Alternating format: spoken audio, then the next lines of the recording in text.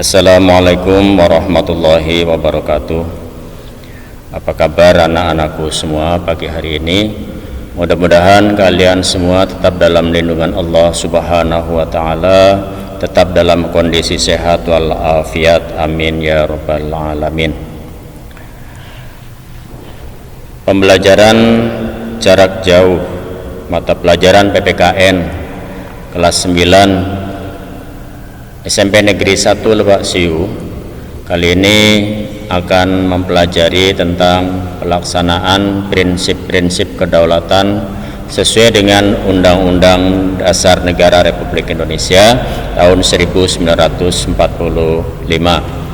Pada pertemuan yang lalu kita telah mempelajari bersama tentang prinsip-prinsip daripada kedaulatan rakyat.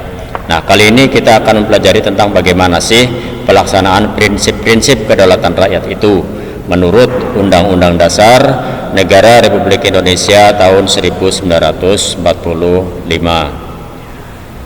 Seperti kita ketahui bersama bahwa kedaulatan di negara Indonesia adalah menganut kedaulatan rakyat. Kemudian dalam pelaksanaannya Indonesia adalah menganut demokrasi rakyat, sama saja ya. Pelaksanaan demokrasi di Indonesia.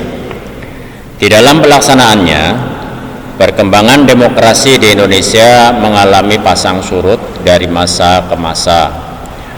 Oleh sebab itu, maka pelaksanaan demokrasi di Indonesia ini dapat dibedakan menjadi beberapa periode, yaitu ada masa revolusi kemerdekaan, ada masa Orde Lama, ada masa Orde Baru, ada pula masa Orde Reformasi. Mari kita lihat penjelasannya satu persatu. Yang pertama, demokrasi parlementer pada masa revolusi kemerdekaan, yaitu pada tahun 1945. Jelasnya, sejak tanggal 17 Agustus 1945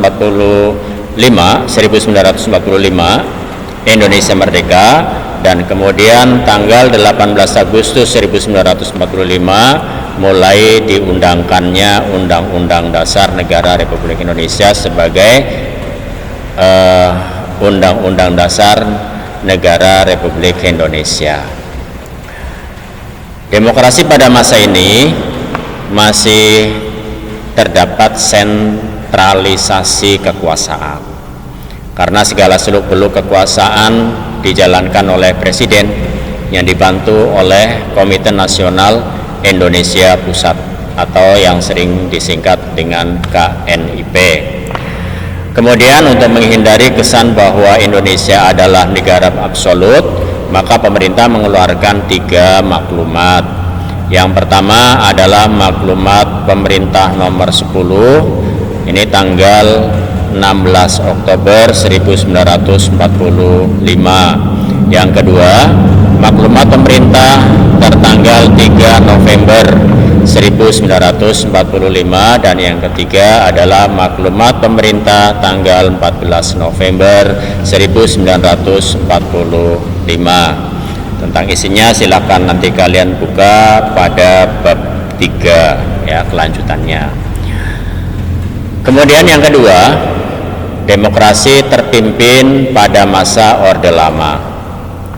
Pelaksanaan demokrasi terpimpin pada masa Orde Lama ini dibagi menjadi 2 periode, yaitu masa demokrasi liberal dan masa demokrasi terpimpin.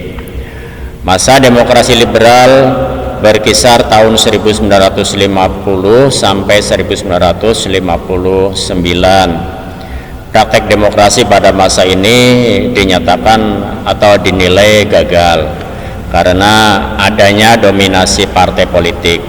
Kemudian sebab yang kedua, adanya landasan ekonomi yang masih sangat lemah, dan yang ketiga adalah tidak adanya sidang konstituante untuk menggantikan Undang-Undang Dasar sementara, sehingga akibatnya Presiden mengeluarkan apa yang disebut sebagai dekret Presiden yaitu pada tanggal 5 Juli 1959, yang isinya salah satunya adalah kembali kepada Undang-Undang Dasar 1945. Nah, yang kedua sekarang, masa demokrasi terpimpin. Ya, masa demokrasi terpimpin ini berkisar pada tahun 1959 sampai 1966. Pada praktek demokrasi masa ini didasari oleh TAP MPR nomor 7 garis miring MPR garis miring 1965 yang berintikan tentang musyawarah untuk mufakat secara gotong royong. Ini adalah merupakan implementasi dari sila keempat, yaitu kerakyatan yang dipimpin oleh hikmat kebijaksanaan dalam permusyawaratan perwakilan. Nah, demikian anak-anakku semua, pertemuan singkat kali ini dengan uraian yang sangat singkat ini mudah-mudahan dapat kalian pahami. Kemudian sebagai tugas mandiri bagi kalian, jawablah pertanyaan berikut dengan singkat dan benar. Yang pertama, tentang apakah isi maklumat pemerintah tanggal 16 Oktober 1945, tanggal 3 November 1945, dan tanggal 14 November 1945. Yang kedua, sebutkan 3 isi dekret Presiden 5 Juli 1959, dan yang ketiga, sebutkan pula 3 ciri-ciri demokrasi terpimpin. Tulislah jawabanmu pada buku catatan dan dikumpulkan pada saat masuk nanti. Ya, demikian anak-anakku semua, pertemuan kita kali ini. Sebelumnya Bapak ingin pesan kepada kalian, jangan lupa pesan ibu, ya, yaitu biasakan cuci tangan dengan menggunakan air yang mengalir dengan sabun. Kemudian kalian jangan kemana-mana, tetap di rumah.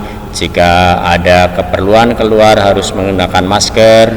Jika bertemu dengan teman, biasakan dengan jaga jarak. Semoga kita semua terhindar dari paparan virus corona. Amin ya rabbal alamin. Sekian, diucapkan terima kasih. Wassalamualaikum warahmatullahi wabarakatuh.